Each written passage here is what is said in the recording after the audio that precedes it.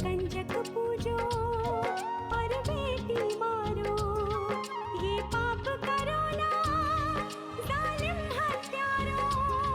मत पाप करो, मत पाप करो। क्यों मारते हो बेटियां जब पूजते हो कंजकी।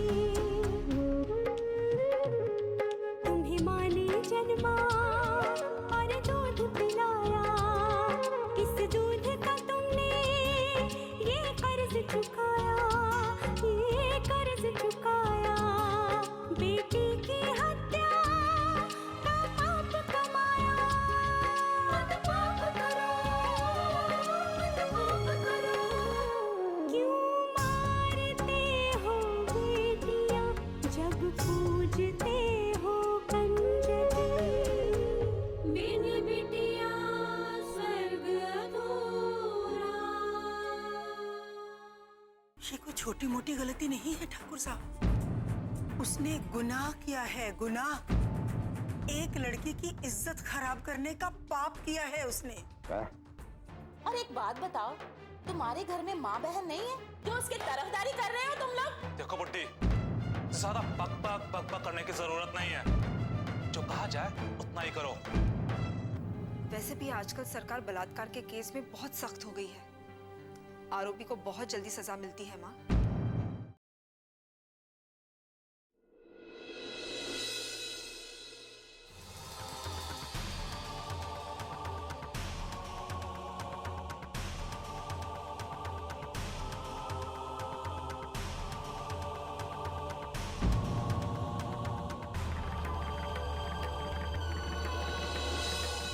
अरे वकील साहब, कब तक चुपचाप बैठे रहोगे? कुछ तो मुंह से फूटे। मैं इसी बारे में सोच रहा हूँ ठाकुर साहब। आप यहाँ पर बैठकर सोचते रह जाओ और वो लोग वहां पर हमारे भतीजे को जेल करवा देंगे। आप परेशान क्यों हो रहे हैं ठाकुर साहब?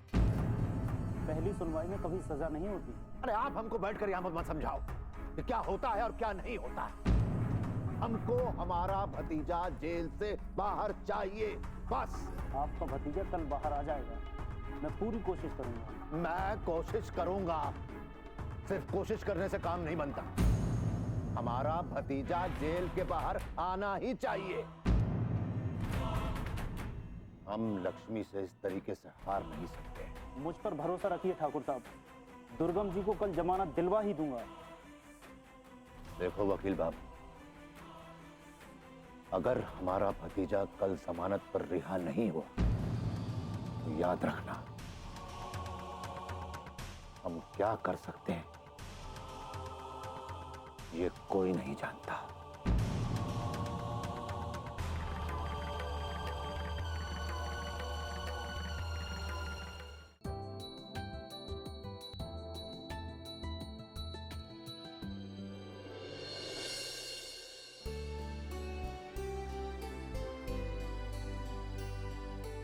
कहाँ जा रही हो अनु?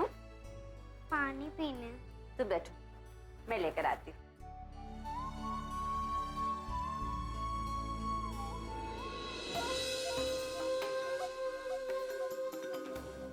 ए छोरी, तूने अपनी माँ को कुछ बताया तो नहीं?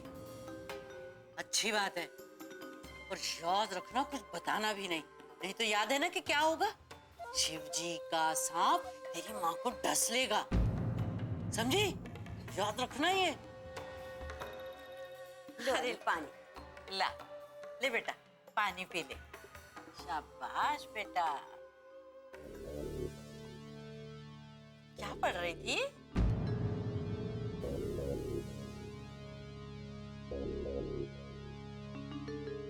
अरे नहीं बताना तो कोई बात नहीं, लेकिन जो भी पढ़ो उसे दिमाग में रखना।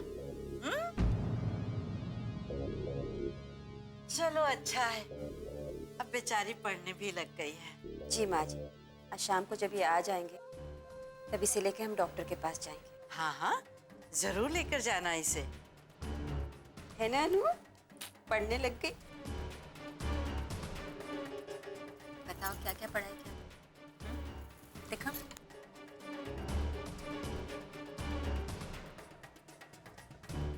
डॉक्टर के पास ले जाए। ये मरी डॉक्टर भी बार बार इसे बुला लेती है। उसके पास और कोई मरीज नहीं है क्या? अरे ओ थानेदार साहब, अरे इतनी बड़ी कुर्सी पर बैठे हैं आप, इतनी बड़ी चौकी को अकेले संभालते हैं, दिमाग का इस्तेमाल नहीं करते? अरे आपने उनकी बातों में आके मुझे यहां पर ले आए, मुझे यहां से बाहर निकालिए। अरे आपके कानों में मेरी बात पड़ भी रही है या नहीं? ए थानेदार, खोलिए गेट, बाहर निकाल मुझे। बंद कर अपना मुंह। ये तुम्हारी हवेली नहीं, ये थाना है। यहां वही होगा जो होता है। यहां तुम्हारा हुक्म नहीं चलेगा, समझे तुम? क्या बात है इंस्पेक्टर साहब, आप तो मुझसे भी ऊंची आवाज में बात करते हैं। लेकिन एक बात बता देता हूं, दुर्गम नाम है मेरा, दुर्गम सिंह। 2 दिन से ज्यादा आप मुझे यहां नहीं रख सकते। ये तुम्हारी बहुत बड़ी गलतफहमी है दुर्गम। तुम क्या समझते हो कि तुम जो चाहे मनमानी करोगे और तुम साफ साफ बचकर निकल जाओगे? कोई सजा नहीं होगी तुम्हें? भाभी जी, आइए। धन्य भाग हमारे जो आप इस नाचीज से मिलने पधारे। नाचीज तो तुम हो ही दुर्गम, क्योंकि जो आदमी किसी औरत की इज्जत नहीं कर सकता, उसे अपनी अय्याशी का जरिया समझता है, वो सिर्फ नाचीज नहीं है, वो नीच और पापी भी है। प्रवचन बहुत देती हैं भाभी जी आप। वहां हवेली में भी आपने इतना शोर मचाया कि इंस्पेक्टर साहब भड़क कर मुझे यहां पर ले आए। अब देखिए, अच्छा है आप आ गई है, आप इन्हें बता दीजिए कि आप मजाक कर रही थी, ऐसा कुछ भी नहीं हुआ था।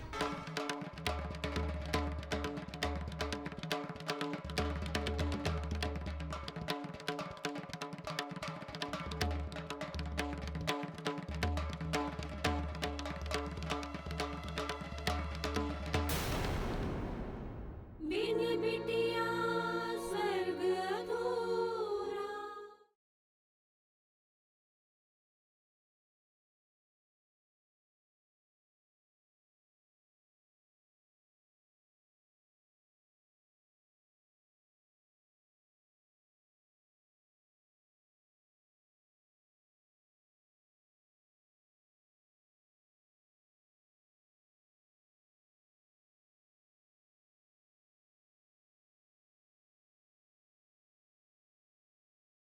बिन बिटिया स्वर्ग अधूरा।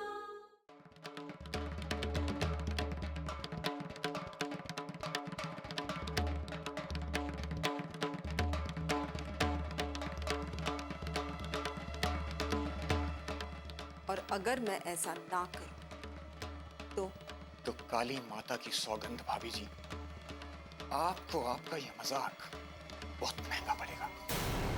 इतना घमंड अच्छा नहीं है दुर्गम। जो गलती तुमने की है उसे मान लो और उसकी सजा भुगतने के लिए तैयार हो जाओ। दुर्गम को सजा देने वाला आज तक इस दुनिया में पैदा नहीं हुआ। बिल्कुल अपने चाचा जी की भाषा बोलते हो तुम। और क्यों नहीं, आखिर संस्कार भी तो उन्हीं के मिले हैं तुम्हें। लेकिन इतना अहंकार अच्छा नहीं है दुर्गम, तुम्हें कहीं का नहीं छोड़ेगा। बस बहुत हो गया। हम इतनी देर से भाभी जी कर रहे हैं और आप हमारे सर पे जूती मार रही हैं। आप अभी तक हमें जानती नहीं है भाभी जी, और जिस पर गुमान करती है ना आप, ये आपकी अच्छाई, ये आपकी ईमानदारी, तो आप बस देखती जाइए। यही ईमानदारी, यही अच्छाई आपके गले का फंदा बनकर रहेगी। जेल में तो तुम हो दुर्गम, और गले का फंदा भी तुम्हारे लिए तैयार होगा, क्योंकि जो नीच काम तुमने किया है ना, उसके लिए फांसी भी बहुत छोटी सजा है। अरे मर गए दुर्गम को सजा देने वाले। एक बार कल कोर्ट में पेशी हो जाने दीजिए, उसके बाद यूं निकल जाऊंगा, यूं। कल पेशी में क्या होगा ये मैं नहीं जानती दुर्गा, लेकिन हाँ इतना जरूर जानती हूँ कि तुमने जो किया है ना, उसकी सजा तुम्हें मिलकर ही रहेगी, फिर चाहे यहां की अदालत दे या वहां की।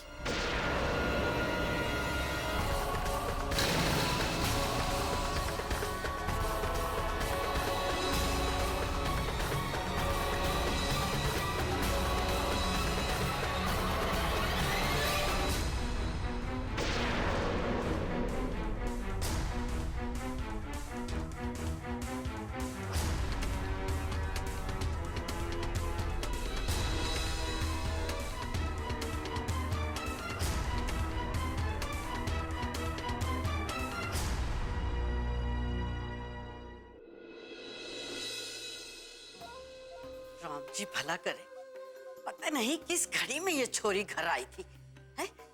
कितने जतन कर लिए इसे घर से निकालने के, लेकिन कोई भी तीर निशाने पर नहीं लगा। अब करवा रहे हैं बड़े डॉक्टर से इलाज। ऐसी ताबीज बांधी है छोरी के कि कोई भी कुछ नहीं कर पाएगा। हाँ? हाँ, किससे बातें कर रही हो अकेले? अरे राम जी भला करे, मेरा है ही कौन उनके सिवा। तुम ये सब छोड़ो, ये बताओ कि क्या हुआ। माँ जी, आज अनु ने बहुत एंजॉय किया। बहुत दिनों बाद आज इतनी खुश दिखी है।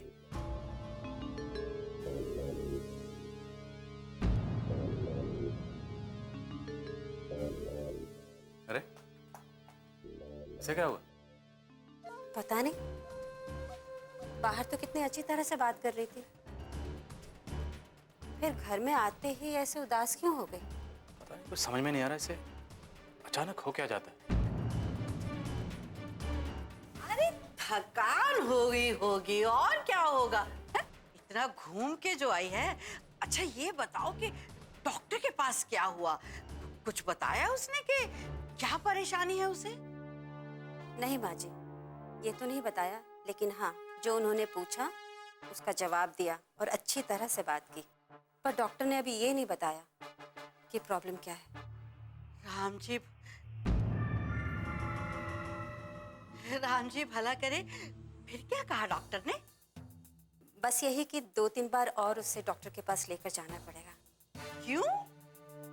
अब मेरा मतलब है, बार बार जाने से बेकार पैसे नहीं खर्च होंगे क्या? माँ जी, खर्च तो होंगे, लेकिन इलाज के लिए तो जाना ही होगा ना। कैसा इलाज है? अरे मुझे तो लगता है कि डॉक्टर ने बेवकूफ बना रही है तुम लोगों को। अरे बातों से भी इलाज होता है क्या किसी का? भाई हमारे जमाने में तो 2 चांटे जड़ दो गाल पे बच्चे के, बच्चा खुद ब खुद सब कुछ बता देता।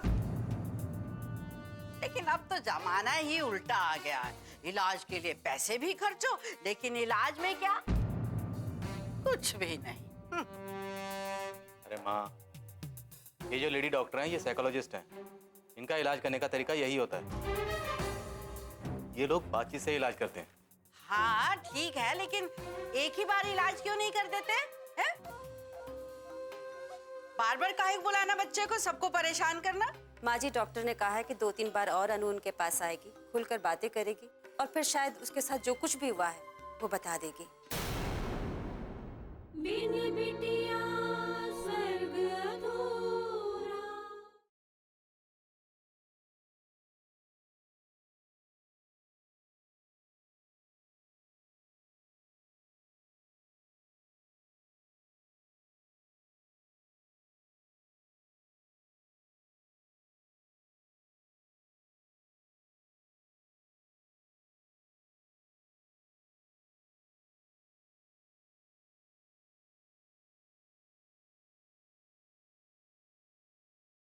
बिन बिटिया स्वर्ग अधूरा।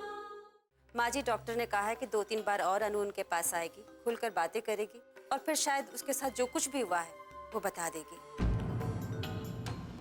राम जी भला करे, तब तो बड़ी मुसीबत हो जाएगी। बहुत थकान हो रही है, मैं अपने लिए चाय बनाने जा रही हूँ। आप पियेंगे? बना। चाय पियेंगी आप? माँ जी, हाँ? चाय पियेंगी आप? नहीं नहीं, चाय वाय नहीं पीनी मुझे। हाँ? ये माँ जी को अचानक क्या हो गया? टेंशन हो गई होगी कि अनु के इलाज में पता नहीं कितने पैसे खर्च हो जाएंगे। आप भी ना कुछ भी कहते हैं। मैं चाय लेकर आती हूँ।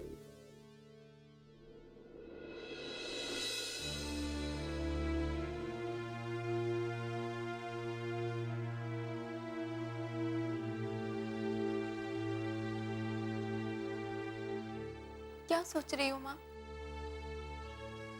कुछ नहीं बेटा। मुझे पता है, कल की पेशी के बारे में सोच रही हो, है ना? हाँ, कल पता नहीं पेशी में क्या होगा। क्या? अरे भौजाई, आओ ना, बैठो।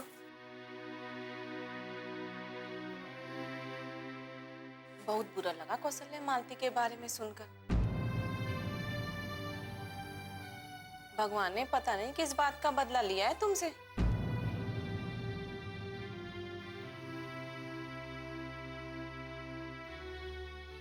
बताओ, छोरी से सुना भी ना जा रहा। अब बाहर निकल के दुनिया से कैसे नजरों से नजरें मिलाएगी, कुछ समझ ना आ रहा मुझे तो। अरे लोग तो ताने मार मार कर जीना आराम कर देंगे बेचारी का। सब लोग हमारे जैसे थोड़े होते हैं। पर एक बात कहूँ भौजाई, जो हुआ सो हुआ, पर तुम्हें इस बात को ज्यादा लंबा नहीं खींचना चाहिए था। और नहीं तो क्या, तुमने बेकार ही पुलिस और कचहरी का झमेला खड़ा कर लिया। भौजाई, मालती को न्याय मिलेगा या नहीं ये तो पता नहीं, लेकिन छोरी की बदनामी तो होगी। लेकिन बहन, उस पापी को सजा दिलाना भी तो जरूरी था ना। लक्ष्मी बिटिया ने कहा है वो हमारा पूरा साथ देगी। अरे ये बड़े घर के लोग हैं भौजाई, ये दूसरों को मोहरा बनाकर अपना काम निकालते हैं। अरे भौजाई, मैंने तो यहाँ तक सुना है कि लक्ष्मी बिटिया मान सिंह से अपना बदला लेने के लिए सब कर रही है, बाकी सब कुछ नहीं। मुझे तो बड़ा डर लग रहा है भौजाई, पता नहीं क्या होगा अब। तुम और मालती बिटिया दोनों संभल कर रहना जरा। चलो भौजाई, चलते हैं, अब इनके आने का भी समय हो गया है। अपना और बिटिया का ध्यान रखना, ठीक है? हाँ, चलते हैं।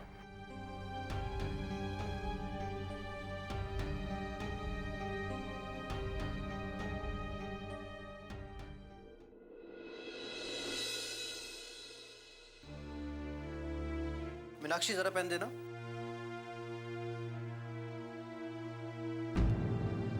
मीनाक्षी, हाँ? इतना क्या सोच रही हो तुम? मैं मालती के बारे में सोच रही हूँ। अब तो मुझे भी उसकी बहुत चिंता हो रही है। वो लोग उन्हें चैन से जीने नहीं देंगे। ऐसा कुछ नहीं होगा मीनाक्षी, और तुम इसके बारे में सोचना बंद करो और मुझे वो पेन दो जरा। इंद्रजीत। हाँ माँ? बेटा, अपने बाबूजी को समझाओ। मैं तो समझा समझा के थक गई, लेकिन मेरी सुनते ही नहीं है। देखो, लक्ष्मी का इस मामले में पड़ना ठीक नहीं है। लेकिन माँ, किसी को तो उनकी मदद करनी होगी ना। मैं तुम्हारी भावनाएं समझती हूँ बेटा, लेकिन ये बहुत नाजुक मामला है। आज लक्ष्मी उनकी भलाई करने जा रही है, लेकिन कल अगर समधी जी के डर से मालती अपने बयान से मुकर गई तो फिर क्या होगा? देखा ना तुमने, माँ बेटी को कैसे डराया धमकाया उन्होंने। लेकिन माँ, अगर इस तरह मान सिंह के डर से सब लोग घर में छिपके बैठ गए तो उन लोगों को और शय मिलेगी, वो लोग और मनमानी करेंगे। और जिस लड़की के साथ अन्याय हुआ है, अगर कोई उसका साथ नहीं देगा तो उस लड़की को न्याय कैसे मिलेगा माँ? मैं मानती हूँ बेटा, लेकिन हम ही क्यों? ये काम तो कोई और भी कर सकता है ना। जैसे वो संस्थाएं होती हैं जो गरीबों पर होने वाले अत्याचार के खिलाफ लड़ती हैं, वहां क्यों नहीं भेज देते उनको? अब इस बारे में मैं क्या कह सकता हूँ माँ? दीदी खुद इस मामले को सुलझाना चाहती है तो फिर तो तुम समझाओ ना, तुम्हारी बात वो जरूर मानेगी। मैं समझाऊंगी तो वो उसका गलत मतलब निकालेगी। वो तो सोचती है कि मैं उसके खिलाफ हूं, जबकि ऐसा है नहीं। मैं जानता हूँ माँ कि आप उनका बुरा नहीं चाहती, लेकिन ये उनका अपना फैसला है माँ। बेटा, अगर बात उल्टी पड़ गई ना तो गांव में उसकी छवि खराब हो जाएगी और हमारी बदनामी होगी वो अलग। बिन बिटिया स्वर्ग अधूरा।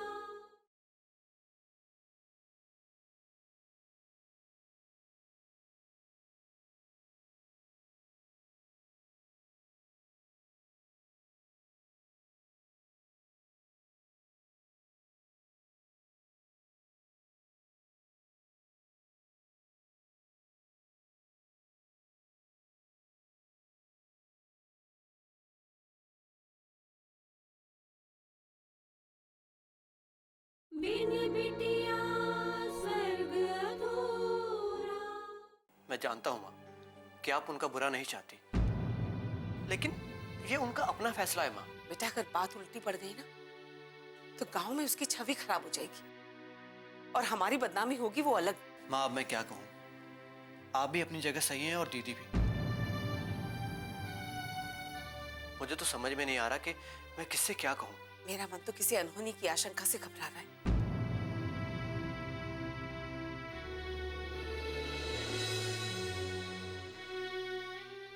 सुनिए जी, माँ जी बहुत परेशान है। हाँ, लेकिन तुम्हें परेशान होने की जरूरत नहीं है। दीदी को पता है कि वो क्या कर रही है।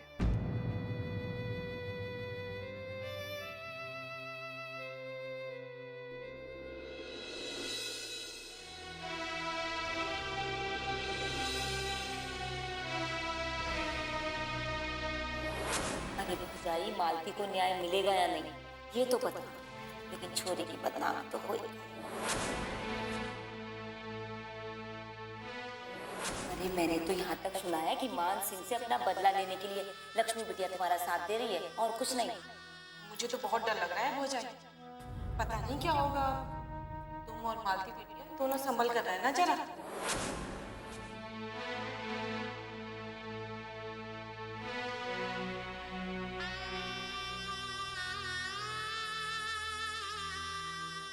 मालती, कुछ नहीं माँ, मैं ठीक हूँ।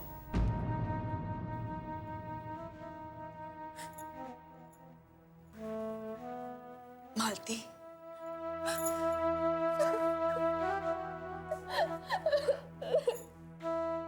मेरे साथ ही क्यों दीदी? क्यों? दीदी, जो कुछ भी हुआ उसे भुलाने की बहुत कोशिश करती हूँ, लेकिन जब जहाँ भी होती हूँ वो खौफनाक मंजर मेरी आंखों के सामने घूमने लगता है। और ऊपर से ये लोग अपनी चुपती हुई बातों से मेरे जख्मों को कुरेदते रहते हैं। नहीं दीदी, हमें पुलिस में रिपोर्ट नहीं करनी चाहिए थी, नहीं करनी चाहिए थी।